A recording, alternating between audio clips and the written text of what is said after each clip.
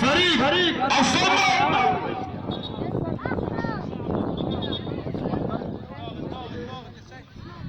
تتلعب على طول الصمة في نص الملعب، تحضير كده من كوتش فريق الصمة لكن حتى الآن يضغط جنبه. يا سلام يا أحمد عبد الحميد، كان واخد كورة على طول في نص الملعب، هتغط عملية أسعد على طول هتغط في نص الملعب كان الصمة. سلام يا عبد الرازق،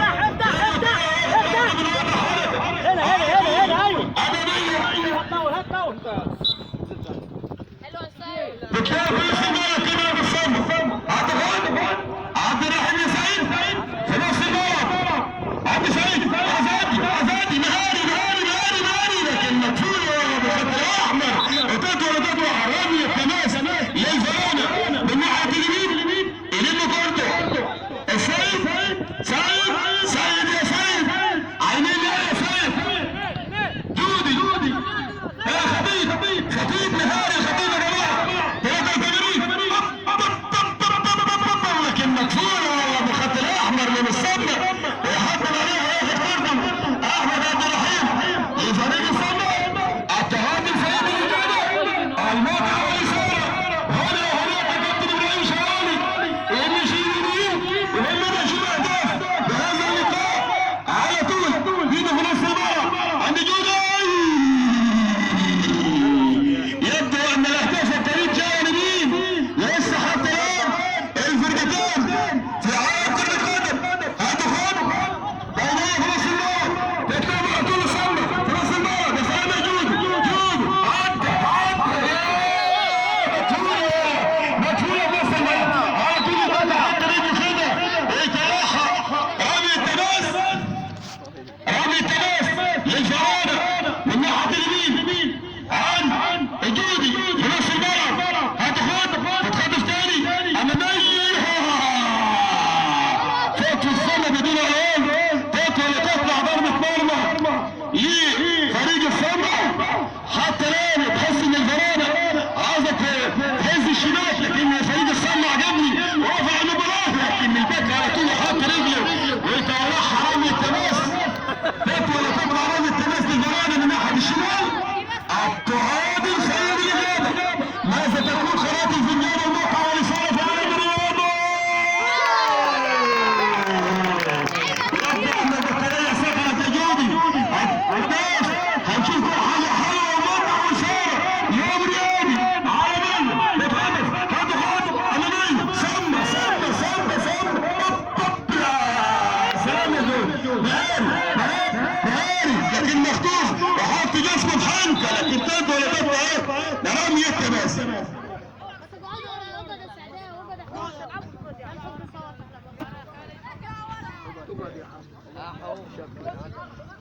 على طول يا سيد الصمت سعيد ابراهيم سعيد سلام يا احمد عبد الرحيم حارس انباك يا جماعه حارس رافي المية ومن 10 تاخد تاني وتطول لكن حكم اللقاء قلت لك احلى ما في اللقاء. يا سلام معجون كرة قدم ثابت ورابط على طول يعلن عن ايه؟ عن ضربة حرة ورمي التماس للصمت على طول مهاري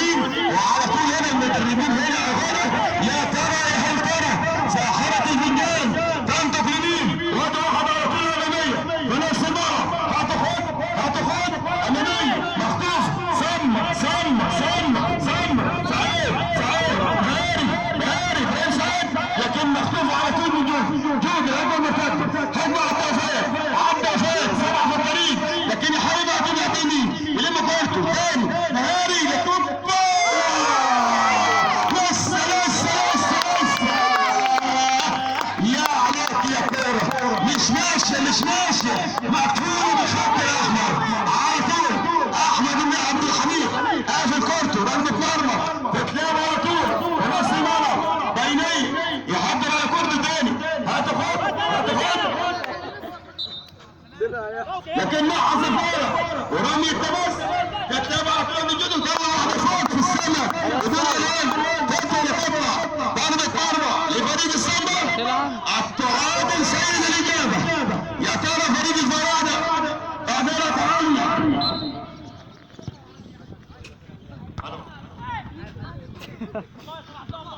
على طول أمامية بتخطف تاني بنص الملعب لفريق السمر، عايزين كورته. لكن في ايه؟ يحكم اللقاء ثابت حرامي يعلن عن ضربة حرة مباشرة، أيام مباشرة لفريق السمر على الكنيسة رقم 18. دقيق طالع مهدد ونزل صابر، ادي لعبة حلوة لكن على طول النادي طالع واخد كورته وريح يلم كورته ارتكز هناك سبعة مهاري خطيب مصطفى الخطيب، لكن فوته مع حرام التماس. شايف كده تغيير نازل مهند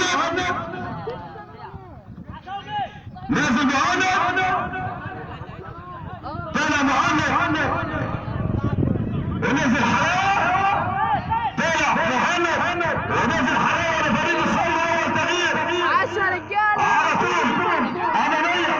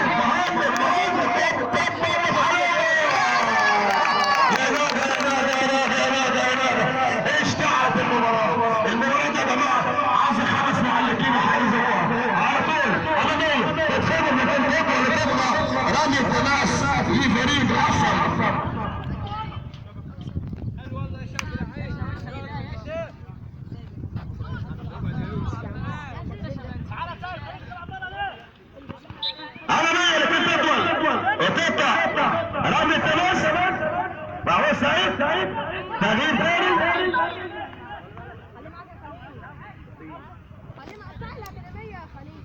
هيك يوسف، هينزل يوسف العاصي وهيك هاني لفريق السمر على طول الأمامية في نص الملعب. اتحسن فريق الفرادة رايح بخالة النهارده الأداء، لكن معها على طول في الكورة ورمي التماس. شايف حكم اللقاء يا شبل شوقي ونزل على القميص 46 على طول يعلق كورة بدون عنوان، وكورة رمي التماس لفريق السمر على المقدمة بيضاء، وحصلها خط لفريق الفراعنة. عن الموت علي صالح تتلعب على طول هتاخد الصمة عزعتني نهاري يمديني لكن دكتور نهاري وداس على خيرته عزعتني راح والتاني لكن حكم اللقاء يا جماعة احسن في اللقاء حكم اللقاء في كل كورة تحت رجله اللعب على طول ظابط ورابط برضه حرر الصمة على طول امامي اوبا لكن ضغط جامد على رمي التماس للصمة من ناحية اليمين تحسم الصمة ده المباراة عاد المباراة لسه 22 ضربة ضربة لفريق الفراعنة تكرار على طول تغيير ثاني هات من فوق يلا سجلها كده يلا هيطلع حسن وهينزل لفريق الفراعنة ادي الأدمية حتى عليها كده بحمزة على الخميس رقم 9 وتاخده تطلع ضربة مرمى لأحمد عبد الرحيم ضربة مرمى 1-0 أعزائي المشاهدين يد واحدة حلوة أصل كده بتقعدها بتريكة أو التعاد سهل عوض لكن تعالى بتطلع ضربة مرمى لفريق الفراعنة مخطوطة عزعتي مهاري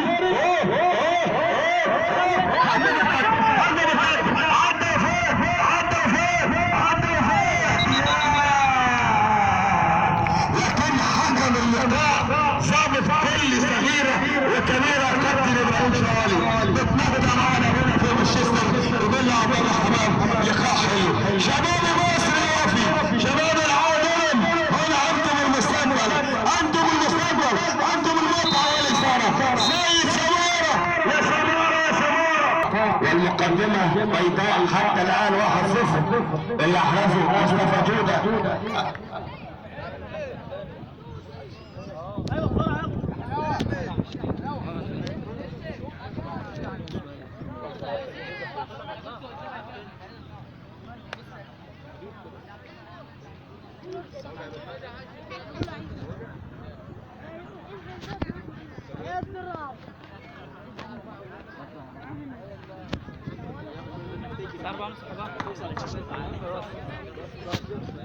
شوف النقص على الاقل انا يعني بجي تقدروا اللي بقى على اللي بحط بره بحط السام لا انا بحب الشيء وقبل وفر الشمس سنت على عمل ايش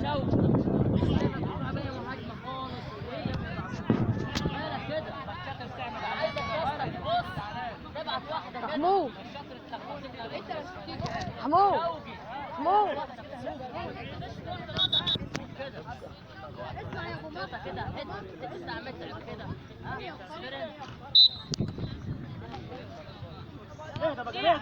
اهدى احنا رايحين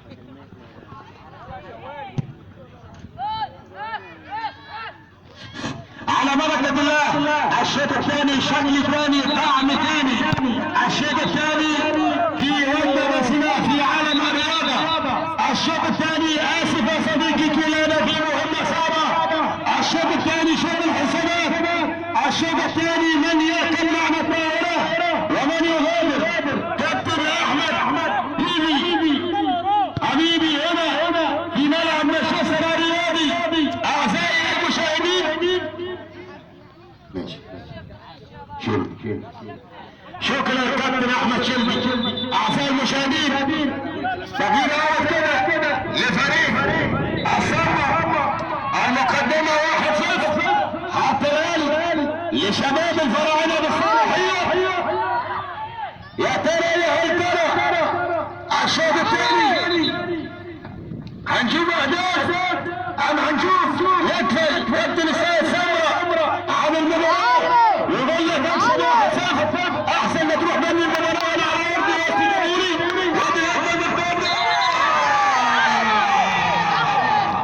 في رقم 17 كده يا علي اسمك ايه؟ اللي احرز من الهدف وشال من الهدف اداله اعتبار كده جبلي وضربة حرة لفريق الفراعنة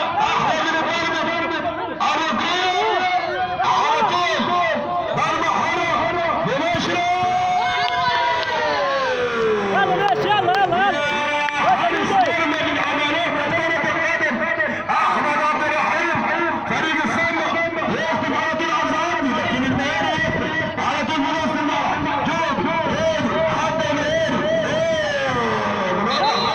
يا علي على منجاز باشا الحارس مرمى السله اماميه سفاره كده بتعلن عن ايه؟ عن ضربه حره لفريق الفراعنه الصلاحيه واسف السيد ياسر حلاوه اللقاء السيد سماره متعه الرياضه في الوطن العربي هنا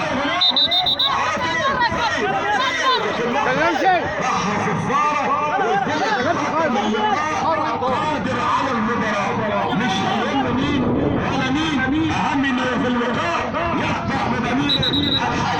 في لمسة بين كده صفارة ضربة حرة لفريق السله، السله آخر واحد وادي عرضية الإرادة الكرة الثاني بينية توصل عند التماس رقم 18 تطلع رمي التماس للفراعنة من ناحية اليمين على طول رمي التماس.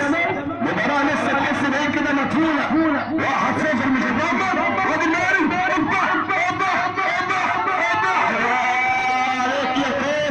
يا عليك يا كورة لكن حكم اللقاء على طول ثابت لرامي ويعلن عن صفارة وضربة حرة لفريق الفراعنة 1-0 تتلعب على طول أمامية.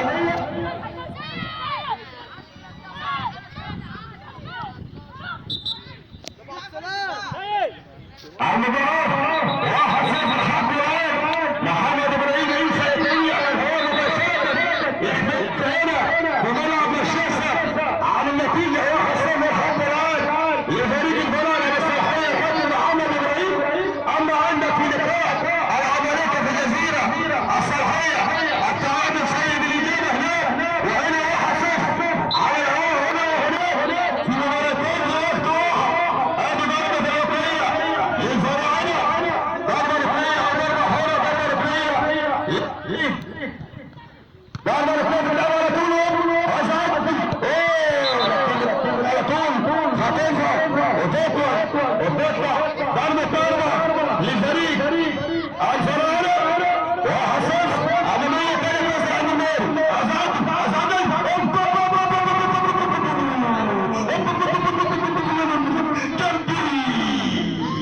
احمد عبد الرحيم جاري وصابت نهاري الراجل ده حط عينك عليه بتخاطب على طول الجميل لكن جول اسعدت يا اسعد هنا حارس المرمى يطلع كده ياخد كورته تتلعب على طول اماميه فرص الملعب دي جول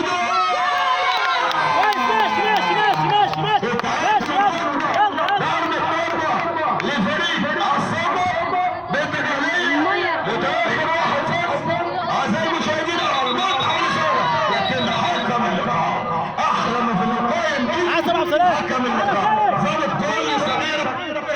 اعزائي المشاهدين احمد السيد نازل وطالع عمره الخميس رقم 17 على طول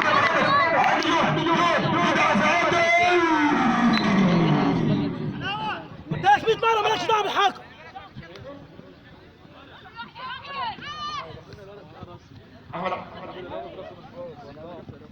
على طول تطلع رمي التماس لفريق الفراعنة 1-0 يا ترى يا سيد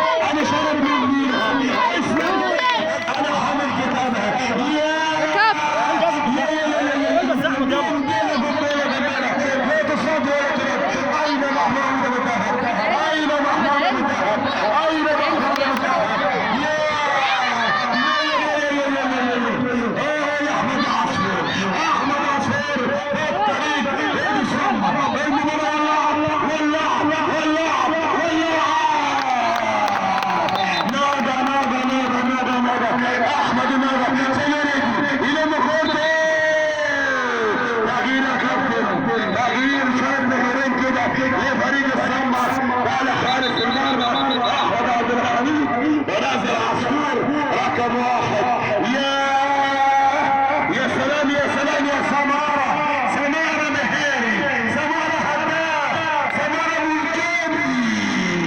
هاتني الشبكة، هات 2-0 للفراعنة بالصحية. يا على الموقع يا على الرسالة يا على عالم كرة القدم. قنبلة قنبلة برد علي محمد جودة يقول لي قلب الشبكة، هات الخميس رقم 22 احمد يمي، احمد حلاوة 2-1. ما انا قلت لك الشوط الثاني شكل ثاني، الشوط الثاني شوط الحسابات على الشوط الثاني. يبدو ان الصمة بذلت على انتاجها، يبدو ان الصمة تحركت، يبدو ان الصمة لابد ان تكون ماشي. السيد سمارة علم الترابيزة. سمارة اهلا وسهلا ومرحبا بالسادة الضيوف، اهلا وسهلا ومرحبا بالسادة الضيوف. ان ما كانش معنا من قليل او من بعيد المقدم وبرداء 2-1. اعزائي المشاهدين المتعة والإثارة هنا في مانشستر الرياضي. عدى من نيلها لكن سمرة حلوة مكورة سمارة عينينا يقول له اصبر وما صبرك الا بالله. لسه في المدفونة بالخط الاحمر. المباراة ولعت نار، المباراة قط الخنصر على المستحق. هنا مهمة مستعلحية، هنا المتعة، هنا الإثارة، هنا كرة القدم الخالية من الريبة والشواذ. سمارة الصمة الحكم اللي خاف. يا سلام اسمه بسرعة لأنه حكم كفاءة. لما قلنا كفاءة يبقى خط أحمر الكفاءة. أعزائي المشاهدين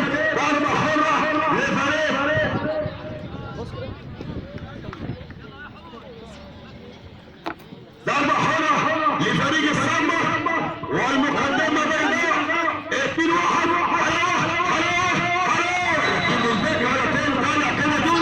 وحط رجل وطلع حرامي التماس على ضربة ركنية مش داخل علينا.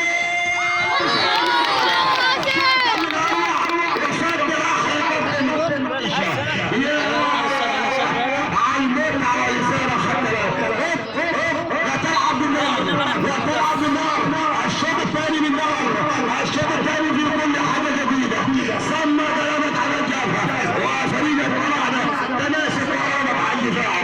يا على المتعة، يا على الثورة، يا عالم الرياضة.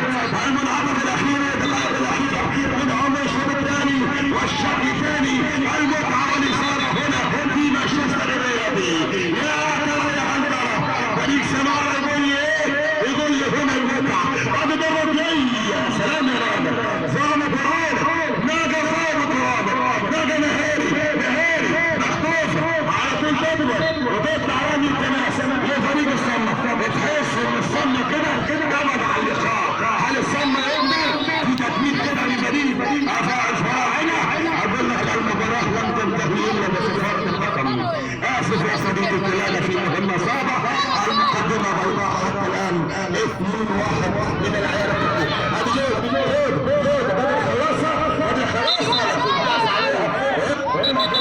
الحلاوة ضربة ركنية لفريق الفراعنة.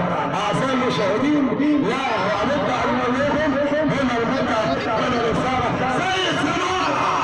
سيد سمارة حبيب الملايين يا سمارة، حبيب الصالحية يا سمارة. الصمة الشميري أحمد الشميري يقول لي المباراة لن تنتهي إلا بصفارة الحكم. هذه ضربة ركنية لكن مخطوفة على طول. مهاري ولا لا؟ لكن مقفولة جديد قافلها بالخط الأحمر وتطلع رامي التماس. أعزائي المشاهدين البيت على سارة محمد إبراهيم عندك إيه؟ يقول المباراة عندي لسه بدأت الشوط الأولاني والمقدمة وحسبت بالتحالي الصحيح. هنا 2-1